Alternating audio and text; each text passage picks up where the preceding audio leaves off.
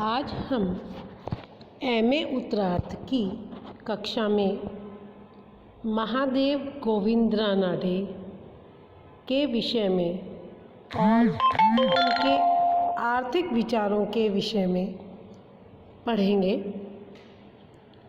महादेव गोविंद रानडे भारत माता के उन सच्चे सपूतों में से एक हैं जिन्होंने राजनीतिक दासता से मुक्ति के लिए, सामाजिक उत्थान के लिए तथा आर्थिक प्रगति के लिए महत्वपूर्ण कार्य किए। वे सामाजिक सुधारों के प्रवक्ता थे। सन 1842 में नासिक में जन्मे गोविंद रानडे ने गुलाम भारत की राजनीतिक स्थिति को नई दिशा दी। भारत में ब्रितानी शासन के समय भारतीय उत्पाद का वह हिस्सा जो जनता के उपयोग के लिए उपलब्ध नहीं था तथा राजनीतिक कारणों से जिनका प्रभाव इंग्लैंड की ओर हो रहा था, उसके बदले में भारत को कुछ नहीं प्राप्त होता था। उसे आर्थिक निकास या धन निष्कासन की संज्ञा दी गई। धन की निकासी की अवधारणा वाणिज्यवादी सोच के क्रम में विकसित हुई। धन निष्कासन के सिद्धांत पर उस समय के अनेक आर्थिक इतिहासकारों ने अपने मत व्यक्त किए।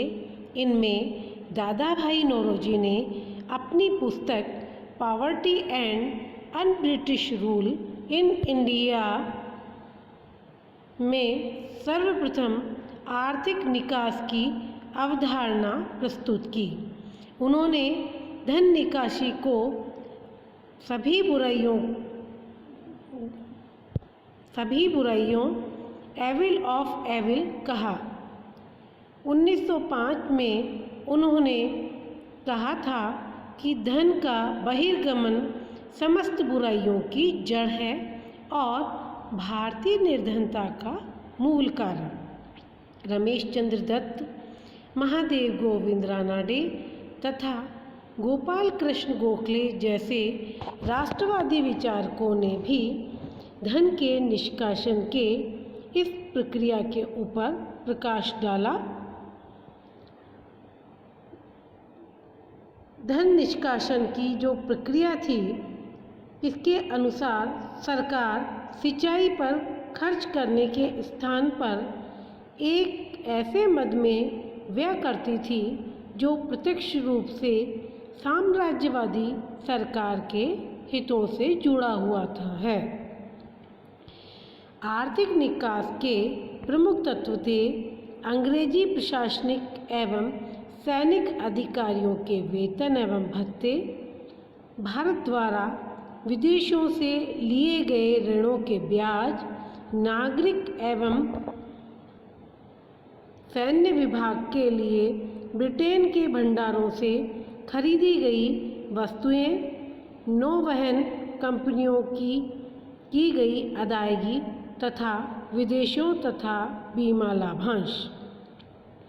भारतीय धन के निकलकर इंग्लैंड जाने से भारत में पूंजी का निर्माण एवं संग्रहण नहीं हो सका, जबकि इसी धन से इंग्लैंड में औद्योगिक विकास के साधन तथा गति बहुत बढ़ गई।